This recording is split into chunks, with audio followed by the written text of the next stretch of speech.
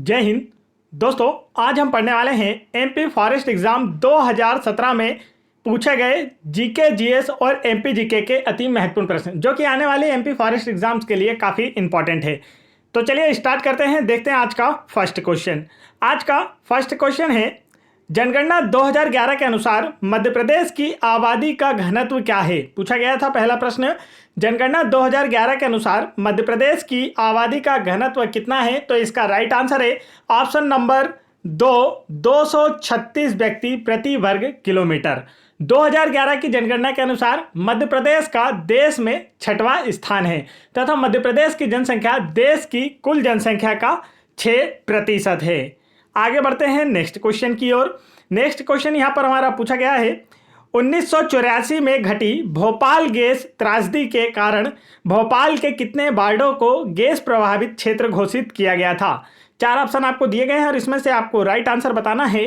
तो इसका जो करेक्ट आंसर है दोस्तों वह है ऑप्शन नंबर 1 36 वार्डों को। 1984 में घटित भोपाल गैस त्रासदी जिसमें मिथाइल आइसोसाइनाइड गैस का रिसाव हुआ था, इस रिसाव के कारण भोपाल के 36 वार्डों को गैस प्रभावित क्षेत्र घोषित किया गया था। इस त्रासदी के समय मध्य प्रदेश के मुख्यमंत्री अर्जुन सिंह थे। यह भी आपसे पूछा जा सकता है, इसे भी आप याद रखेंगे। नेक्स्ट क्वेश्चन यहाँ पर पूछा गया था, मध्य प्रदेश में कितने केंद्रीय विश्वविद्यालय मौजूद हैं। तो इसका जो राइट आंसर है वह है ऑप्शन नंबर 4 2। मध्य प्रदेश में 2 केंद्रीय विश्वविद्यालय स्थित है और प्रदेश में 2 केंद्रीय विद्यालयों के अतिरिक्त 24 राज्य विश्वविद्यालय भी स्थित है। यह भी आपको याद रखना है, आपसे पूछा जा सकता है। तो दोस्तों वीडियो पसंद आ रहा है तो वीडियो को लाइक करें और चैनल को जरूर सब्सक्राइब कर लें। और यदि आप लोगों को एमपी के किसी भी MP patwari exam, MP SI exam, MP constable exam के प्रीवियस ईयर्स पेपरों के सॉल्यूशन देखना है तो आप चैनल की प्लेलिस्ट में जाकर उन्हें आसानी से देख सकते हैं। नेक्स्ट क्वेश्चन यहाँ पर पूछा गया था, नरेंद्र करमरकर एक प्रसिद्ध गणितज्ञ थे जिनका जन्म कहाँ हुआ था। तो इसका जो राइट आंसर है वह है ऑप्शन नंबर 4 ग्वालियर में। नरेंद्र करमरकर एक प्रसिद्ध गणितज्ञ थे, इनका जन्म ग्वालियर में हुआ था। नेक्स्ट क्वेश्चन यहाँ पर पूछा गया था आपसे, इंदौर में आयोजित राष्ट्रीय फुटबॉल लीग किस वर्ष हुआ था। तो इसका जो राइट आंसर वह है ऑप्शन नंबर 1 वर्ष 2013 में। इंदौर में आयोजित राष्ट्रीय फुटबॉल लीग वर्ष 2013 में हुआ था। नेक्स्ट क्वेश्चन यहाँ पर पूछा गया था, निम्नलिखित जिलों में से जिले में मेथ घोघरा का मेला लगता है। 4 ऑप्शन आपको दिए गए और पूछा गया इनमें से किस जिले में मेथ घोघरा का मेला लगता है। तो इसका जो राइट आंसर है दोस्तों वह है ऑप्शन नंबर 2 सिवनी जिले में मेथ घोघरा का मेला लगता है। यह मेला शिवरात्रि के अवसर पर 15 दिनों तक आयोजित किया जाता है। तो यह भी आपको याद रखना है कि किस पर्व के अवसर पर आयोजित किया जाता है, तो शिवरात्रि के अवसर पर। नेक्स्ट क्वेश्चन यहाँ पर पूछा गया था, Indian Institute of Science Education and Research Madhya Pradesh के किस जगह पर स्थित है। 4 ऑप्शन आपको यहाँ पर दिए गए हैं और पूछा गया है Indian Institute of Science Education and Research Madhya Pradesh में किस जगह पर स्थित है। तो राइट आंसर होगा इसका ऑप्शन नंबर 3 भोपाल में स्थित है। आगे बढ़ते हैं नेक्स्ट क्वेश्चन की ओर। नेक्स्ट क्वेश्चन यहाँ पर पूछा गया था, निम्न में से कौन सा यूनेस्को विश्व धरोहर स्थल है। 4 ऑप्शन आपको दिए गए और पूछा गया है इनमें से कौन सा यूनेस्को का विश्व धरोहर स्थल है। तो इसका जो राइट आंसर है वह है ऑप्शन नंबर 2 भीमबेटका जो है यह यूनेस्को का विश्व धरोहर स्थल है। भीमबेटका की खोज डॉक्टर विष्णुधर बाकड़कर ने की थी। भीमबेटका को 2003 में विश्व धरोहर सूची में शामिल किया गया था। भीमबेटका जो है यह रायसेन जिले में स्थित है, रायसेन जिले के अब्दुल्लागंज के निकट। आगे बढ़ते हैं नेक्स्ट क्वेश्चन की ओर। नेक्स्ट क्वेश्चन यहाँ पर पूछा गया था, निम्नलिखित में से कौन सा वनस्पति अधिकतर कान्हा नेशनल पार्क में पाया जाता है। 4 ऑप्शन आपको दिए गए और पूछा गया इनमें से कौन सी वनस्पति कान्हा नेशनल पार्क में पाई जाती है। तो इसका जो राइट आंसर दोस्तों वह है ऑप्शन नंबर 3 साल के पेड़ जो हैं यह अधिकतर कान्हा नेशनल पार्क में पाए जाते हैं। कान्हा नेशनल पार्क मध्य प्रदेश का सबसे बड़ा पार्क है जिसका क्षेत्रफल है 940 वर्ग किलोमीटर। तो इसका क्षेत्रफल भी एग्जाम में पूछा जाता है और एमपी पुलिस कांस्टेबल एग्जाम 2022 में भी आप पूछा गया था, तो इसे भी आपको याद रखना है। आगे बढ़ते हैं नेक्स्ट क्वेश्चन की ओर। नेक्स्ट क्वेश्चन यहाँ पर पूछा गया था, बुंदेलखंड पठार में निम्न में से कौन सा स्थान मौजूद है। चार ऑप्शन आपको दिए गए और पूछा गया इनमें से कौन सा स्थान बुंदेलखंड पठार के अंतर्गत आता है। तो इसका जो राइट आंसर है वह है ऑप्शन नंबर 3 शिवपुरी जो है यह बुंदेलखंड पठार के अंतर्गत आता है। आगे बढ़ते हैं नेक्स्ट क्वेश्चन की ओर। नेक्स्ट क्वेश्चन यहाँ पर पूछा गया था दोस्तों, कान्हा के शुभंकर भूर सिंह द बारहसिंगा के साथ आए व्यंग्य चित्रकार का नाम क्या है। चार ऑप्शन आपको दिए गए हैं और पूछा गया है कि कान्हा नेशनल पार्क जो है उसने अपना एक शुभंकर भूर सिंह द बारहसिंगा जारी किया गया था, तो इसके व्यंग्य चित्रकार का नाम क्या है। तो right answer is option number first Rohan चक्रवर्ती।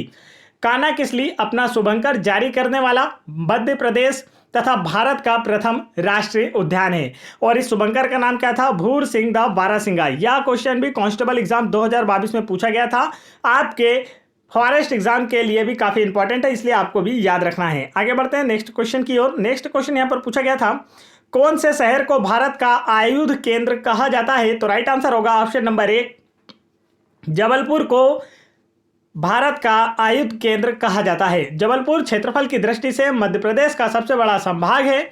जबलपुर को मध्य प्रदेश की न्यायिक राजधानी एवं संस्कृति राजधानी के रूप में भी जाना जाता है। आगे बढ़ते हैं नेक्स्ट क्वेश्चन की ओर। नेक्स्ट क्वेश्चन यहाँ पर पूछा गया था, मध्य प्रदेश में दुनिया का पहला श्वेत टाइगर सफारी कहाँ खोला गया है। तो इसका जो राइट आंसर है वह है ऑप्शन नंबर 4 मुकुंदपुर में। मध्य प्रदेश में दुनिया का पहला श्वेत टाइगर सफारी मुकुंदपुर में खोला गया है। नेक्स्ट क्वेश्चन यहाँ पर पूछा गया था, मध्य प्रदेश के कौन से स्थान को मध्य प्रदेश का डेट्राइट कहा जाता है। तो राइट आंसर है ऑप्शन नंबर 3 पीथमपुर को मध्य प्रदेश का डेट्राइट कहा जाता है। पीथमपुर धार जिले में स्थित औद्योगिक क्षेत्र है। आगे बढ़ते हैं नेक्स्ट क्वेश्चन की ओर। नेक्स्ट क्वेश्चन यहाँ पर पूछा गया था, कन्या साक्षरता प्रोत्साहन योजना को किस क्षेत्र में बढ़ावा देने के लिए जनवरी 2006 में शुरू किया गया था। तो इसका जो राइट आंसर है दोस्तों वह है ऑप्शन नंबर 1 लड़कियों की प्राथमिक शिक्षा। कन्या साक्षरता प्रोत्साहन योजना को लड़कियों की प्राथमिक शिक्षा के क्षेत्र में बढ़ावा देने के लिए जनवरी 2006 में शुरू किया गया था। नेक्स्ट क्वेश्चन यहाँ पर पूछा गया था, इंदौर के जन्मे बदरुद्दीन जमालुद्दीन काजी निम्न में से किस नाम से ज्यादा विख्यात थे। तो इसका जो राइट आंसर है दोस्तों वह है option number 3 Johnny walker. Indore में जन्मे बदरुद्दीन जमालुद्दीन काजी जॉनी वाकर के नाम से विख्यात थे और जॉनी वाकर जो हैं यह एक अभिनेता हैं जो कि आपने कई फिल्मों में इन्हें देखा होगा। आगे बढ़ते हैं नेक्स्ट क्वेश्चन की ओर। नेक्स्ट क्वेश्चन यहाँ पर पूछा गया था, पांडव गुफाएं कहाँ स्थित है। चार ऑप्शन आपको दिए गए और पूछा गया है पांडव गुफाएं जो है ये कहाँ का पर्यटन स्थल है। राइट आंसर होगा ऑप्शन नंबर 2 पचमढ़ी। पांडव गुफाएं जो है यह पचमढ़ी का पर्यटन स्थल है। पचमढ़ी को मध्य प्रदेश की पर्यटन राजधानी भी कहा जाता है। पचमढ़ी में ही सतपुड़ा की सर्वोच्च चोटी धूपगढ़ भी स्थित है और यह मध्य प्रदेश की सर्वोच्च चोटी है जिसकी ऊंचाई है 1350 मीटर। यह आपको याद रखना है। आगे बढ़ते हैं नेक्स्ट क्वेश्चन की ओर। नेक्स्ट क्वेश्चन यहाँ पर पूछा गया था, रत्नेश पांडे किसके साथ जुड़े हुए हैं। चार ऑप्शन आपको दिए गए और पूछा गया रत्नेश पांडे का संबंध किससे है। राइट आंसर होगा ऑप्शन नंबर 3 पर्वतारोहण से। रत्नेश पांडे का संबंध पर्वतारोहण से है। आगे बढ़ते हैं नेक्स्ट क्वेश्चन की ओर। नेक्स्ट क्वेश्चन यहाँ पर पूछा गया था, मध्य प्रदेश क्षेत्रफल के अनुसार देश का किस नंबर का राज्य है। तो इसका जो राइट आंसर है वह है ऑप्शन नंबर 2 द्वितीय। मध्य प्रदेश क्षेत्रफल के अनुसार देश का दूसरा सबसे बड़ा राज्य है तथा क्षेत्रफल की दृष्टि से भारत का सबसे बड़ा राज्य जो है वह राजस्थान है और क्षेत्रफल की दृष्टि से भारत का सबसे छोटा राज्य गोवा है। यह सारी जानकारी आपको याद रखना है, एग्जाम्स में अक्सर पूछी जाती हैं। नेक्स्ट क्वेश्चन यहाँ पर पूछा गया था, महर्षि पाणिनि संस्कृत विश्वविद्यालय उज्जैन में कब स्थापित किया गया था। राइट आंसर होगा ऑप्शन नंबर 4 वर्ष 2008 में। महर्षि पाणिनि संस्कृत विश्वविद्यालय उज्जैन में वर्ष 2008 में स्थापित किया गया था। महर्षि पाणिनि को संस्कृत व्याकरण का जनक कहा जाता है। आगे बढ़ते हैं नेक्स्ट क्वेश्चन की ओर। दोस्तों यदि आप लोगों को वीडियो पसंद आ रहा हो तो वीडियो को लाइक करें और चैनल को अभी तक सब्सक्राइब नहीं किया है तो चैनल को सब्सक्राइब जरूर कर लें। और यदि आप लोगों को एमपी जीके की बेस्ट 1250 प्लस क्वेश्चन की पीडीएफ फाइल डाउनलोड करना है तो आप चैनल की प्लेलिस्ट में जाकर या फिर वीडियो के डिस्क्रिप्शन में दी गई लिंक पर क्लिक करके उसे आसानी से डाउनलोड कर सकते हैं। जिस पीडीएफ से 2000 कांस्टेबल एग्जाम 2022 में जितने भी एमपीजीके के क्वेश्चन पूछे गए थे सभी इसी पीडीएफ से पूछे गए थे और इसी पीडीएफ से आपके आने वाले फॉरेस्ट एग्जाम में भी क्वेश्चन पूछे जाने वाले हैं।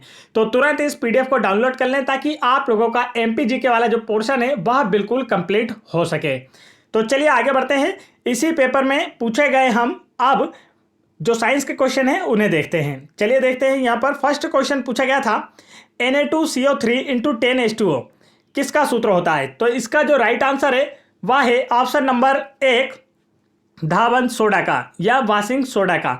Na2CO3 × 10H2O वाशिंग सोडा का रासायनिक सूत्र होता है। नेक्स्ट क्वेश्चन यहाँ पर पूछा गया था ध्वनि 0 डिग्री सेंटीग्रेड पर किस वेग से गति करती है, यहाँ आपसे पूछा गया है। तो इसका जो राइट आंसर है वह है ऑप्शन नंबर 4 330 मीटर प्रति सेकेंड।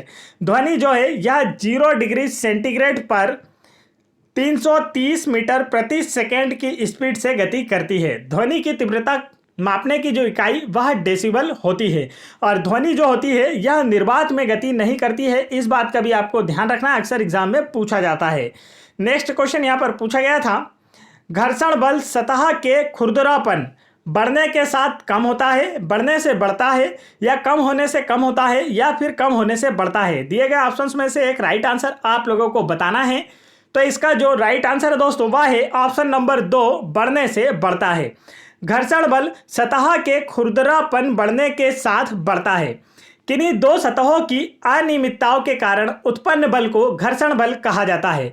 घर्षण के कारण ऊर्जा जो होती है यह ऊष्मा में परिवर्तित हो जाती है और इससे ऊर्जा का नुकसान होता है। आगे बढ़ते हैं नेक्स्ट क्वेश्चन की ओर। नेक्स्ट क्वेश्चन यहाँ पर पूछा गया था इलेक्ट्रॉन वोल्ट किसका मात्रक है। 4 ऑप्शन आपको दिए गए हैं और पूछा गया है इलेक्ट्रॉन वोल्ट जो होता है यह किसका मात्रक है। तो इसका जो राइट आंसर दोस्तों वह है ऑप्शन नंबर 4 ऊर्जा का। इलेक्ट्रॉन वोल्ट ऊर्जा का मात्रक है। आगे बढ़ते हैं नेक्स्ट क्वेश्चन की ओर। तो आपको सभी मात्रक और इनकी इकाइयाँ भी याद रखना है। जो हमारी लंबाई, द्रव्यमान और आयतन की जो इकाइयाँ होती हैं सारी आपको याद होना चाहिए। साथ ही साथ इनके विमीय सूत्र भी याद होना चाहिए और इनके एसआई मात्रक याद होना चाहिए। अक्सर एग्जाम में इनसे क्वेश्चन पूछा जाता है। नेक्स्ट क्वेश्चन यहाँ पर पूछा गया था यदि हम एक इंद्रधनुष के रंगों की मिश्रित करें तो हम पाएंगे कैसा रंग मिलेगा यदि सभी रंगों को मिला दिया जाए इंद्रधनुष में जितने भी 7 रंग होते हैं। तो राइट आंसर है ऑप्शन नंबर 3 रंगहीन प्रकाश, या जिसे हम श्वेत प्रकाश के नाम से भी जानते हैं। इंद्रधनुष के सभी रंगों को मिलाने पर श्वेत प्रकाश प्राप्त होता है क्योंकि सूर्य के श्वेत प्रकाश में 7 रंग होते हैं जो प्रकाश के प्रकीर्णन के कारण इंद्रधनुष में दिखाई देते हैं। चलिए आगे बढ़ते हैं नेक्स्ट क्वेश्चन की ओर। दोस्तों नेक्स्ट क्वेश्चन करने से पहले मैं आप लोगों को बता देना चाहता हूं यदि आप लोगों को एमपी पुलिस कांस्टेबल एग्जाम 2016, 2017 और 2022, MP SI exam 2016, 2017, MP forest exam 2017 और एमपी जेल प्रहरी एग्जाम 2018 और इससे पहले की भी जितनी भी एग्जाम हुई हैं 2019 और आपकी एमपी पटवारी एग्जाम 2017, इन सभी के प्रीवियस ईयर पेपर के वीडियोस देखना है तो आप उन्हें चैनल की प्लेलिस्ट में जाकर आसानी से देख सकते हैं, जहां से आप लोगों को सीरियल से इन सभी की तैयारी अच्छे से करने को मिलेगी और आप लोगों का भी इन एग्जाम्स में सिलेक्शन हो पाएगा। तो चलिए आगे बढ़ते हैं नेक्स्ट क्वेश्चन की ओर। नेक्स्ट क्वेश्चन पूछा गया था रक्त का कौन सा घटक थक्के में सहायक है। 4 ऑप्शन आपको दिए गए हैं और इसका जो राइट आंसर वह है ऑप्शन नंबर, जहां पर देख लीजिए पहले चारों ऑप्शन। तो राइट आंसर है इसका ऑप्शन नंबर 4 बिंबाणु जो होता है यह रक्त का थक्का या ब्लड क्लॉटिंग में सहायक होता है। रक्त का थक्का जमाने में विटामिन के तथा प्लेटलेट्स से सहायक होते हैं। ध्यान रहे हीमोफीलिया रोग में रक्त का थक्का नहीं जमता है। तो यह क्वेश्चन भी अक्सर पूछा जाता है कि मानव शरीर में किस रोग के कारण रक्त का थक्का नहीं जमता है। तो आपका आंसर होगा हीमोफीलिया रोग में रक्त का थक्का नहीं जमता है। आगे बढ़ते हैं नेक्स्ट क्वेश्चन की ओर। नेक्स्ट क्वेश्चन यहाँ पर पूछा गया था आयनिक यौगिक समानता दोनों रखते हैं। 4 ऑप्शन आपको दिए गए हैं और पूछा गया है आयनिक यौगिक समानता अपने पास क्या रखते हैं। तो इसका जो राइट आंसर वह है ऑप्शन नंबर 3 उच्च गलनांक तथा अदिशात्मक बंध। आयनिक यौगिक जो होते हैं यह सामान्यतः उच्च गलनांक और अदिशात्मक बंध दोनों रखते हैं। नेक्स्ट क्वेश्चन यहाँ पर पूछा गया था, मानव शरीर में सबसे बड़ी ग्रंथि कौन सी है। 4 ऑप्शन आपको दिए गए और पूछा गया है मानव शरीर में सबसे बड़ी ग्रंथि कौन सी है। तो इसका राइट आंसर है ऑप्शन नंबर 2 यकृत, अर्थात लीवर जो होती है यह मानव शरीर की सबसे बड़ी ग्रंथि होती है। इसका भार लगभग 1.5 किलोग्राम होता है। यकृत से पित्त रस तथा बिलारुबिन का स्रावण भी होता है। यह भी अक्सर एग्जाम में पूछे जाते हैं, तो इन्हें भी आपको याद रखना है। नेक्स्ट क्वेश्चन यहाँ पर पूछा गया था, दाब बढ़ता है। 4 ऑप्शन आपको दिए गए हैं और पूछा गया है इनमें से गहराई के किस प्रभाव के कारण, गहराई बढ़ने के साथ या गहराई कम होने के साथ या गहराई से कोई दबाव नहीं पड़ता है। तो इस अनुसार आपको बताना है कि दाब कब बढ़ता है।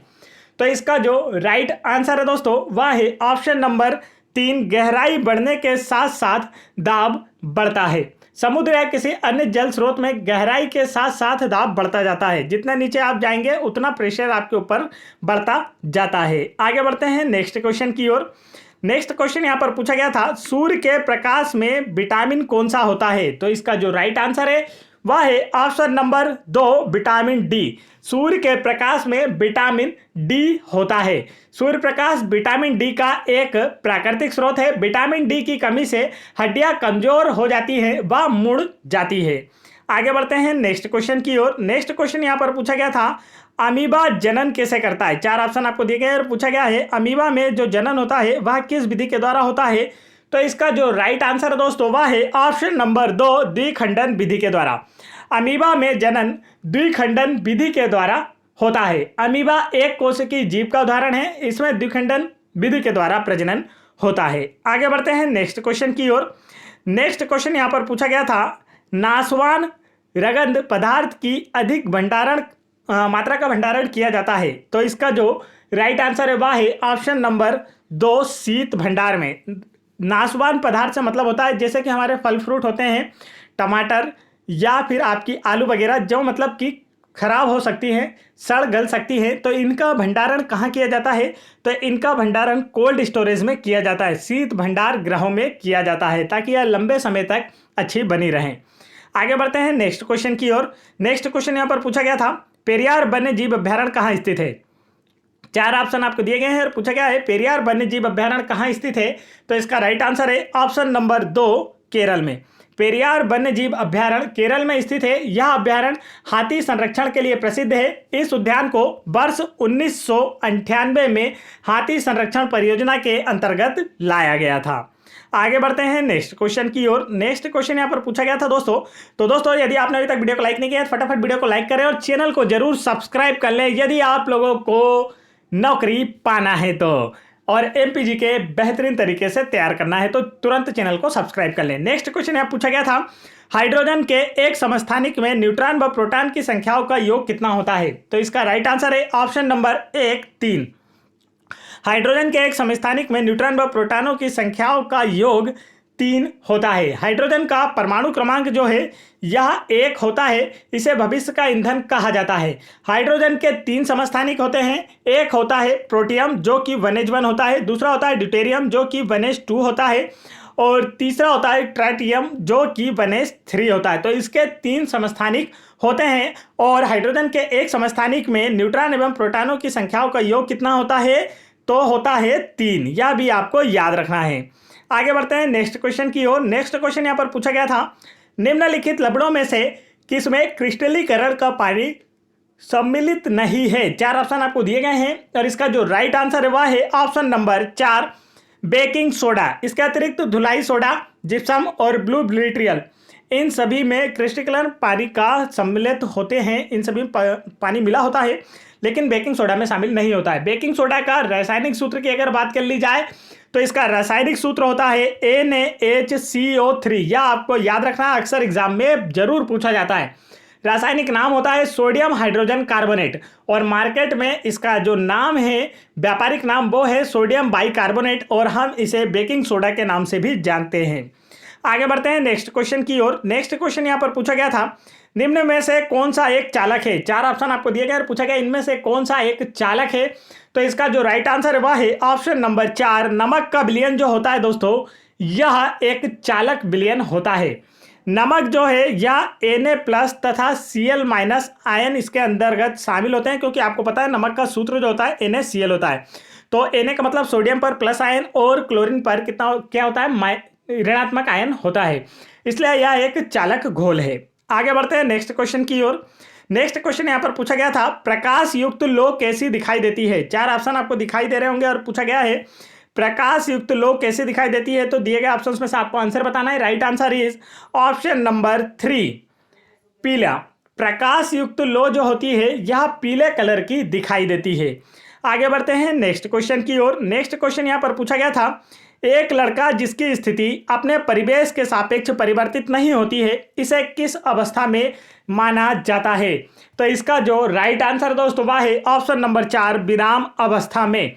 एक लड़का है, मान लीजिए यहाँ पर एक लड़का खड़ा हुआ है और इसकी अपनी परिवेश के मतलब यहाँ पर चारों ओर परिवेश की अपेक्षा कोई भी स्थिति में परिवर्तन नहीं होता है, इसका मतलब कि यह अपनी जगह पर खड़ा हुआ है, अर्थात यह विराम अवस्था में है। आगे बढ़ते हैं नेक्स्ट क्वेश्चन की ओर। नेक्स्ट क्वेश्चन यहां पर पूछा गया था, सेंट्रियोल किससे संबंधित हैं। 4 ऑप्शन आपको दिए गए और पूछा गया सेंट्रियोल का संबंध किससे है।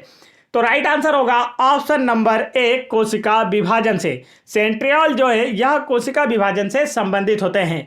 इसे हिंदी में तारक केंद्र के नाम से भी जाना जाता है। यह शुक्राणु की पूंछ की निर्माण का कार्य करता है। आगे बढ़ते हैं नेक्स्ट क्वेश्चन की ओर।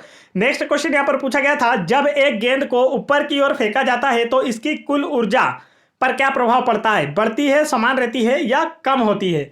तो राइट आंसर होगा इसका ऑप्शन नंबर 3 समान होती है। जब एक गेंद को ऊपर की ओर फेंका जाता है तो इसकी कुल ऊर्जा समान होती है। ऊपर फेंकी गई वस्तु पर नीचे की ओर पृथ्वी द्वारा लगने वाले बल को गुरुत्वाकर्षण बल कहते हैं। गुरुत्वाकर्षण बल ऊपर फेंकी गई वस्तुओं की गति के विरुद्ध लगता है और इनकी गति को कम कर देता है। तो चलिए आगे बढ़ते हैं। तो दोस्तों आज का जो क्वेश्चन है, हमारा जो सेशन है, इतना ही था। अब मिलेंगे नेक्स्ट वीडियो में। तो यदि आपने अभी तक वीडियो को लाइक नहीं किया, वीडियो को लाइक करें और चैनल को जरूर सब्सक्राइब कर लें। और यदि आप लोगों को एमपी गवर्नमेंट की किसी भी एग्जाम्स के प्रीवियस ईयर्स पेपर के वीडियो देखना है तो आप उन्हें चैनल की प्लेलिस्ट में जाकर देख सकते हैं। और एमपी जीके की बेस्ट पीडीएफ फाइल डाउनलोड करना है जिसमें 1250 प्लस क्वेश्चन है, तो आप वीडियो के डिस्क्रिप्शन में दी गई लिंक पर क्लिक करके उसे आसानी से डाउनलोड कर सकते हैं, जिससे कि आपकी बेहतर तैयारी हो पाएगी। और यदि आप लोगों को एमपी फॉरेस्ट एग्जाम के प्रीवियस ईयर जीके के सभी क्वेश्चन, मैथ्स के सभी क्वेश्चन, साइंस के सभी क्वेश्चन और रीजनिंग के सभी क्वेश्चन, इन सभी की पीडीएफ फाइल डाउनलोड करना है तो आप वीडियो के डिस्क्रिप्शन में दी गई लिंक पर क्लिक करके आसानी से डाउनलोड कर सकते हैं, जिससे कि आपकी तैयारी बेहतर हो पाएगी और आप लोगों का भी एमपी फॉरेस्ट एग्जाम में सिलेक्शन हो पाएगा। तो इसी के साथ आज का सेशन समाप्त होता है। जय हिंद दोस्तों।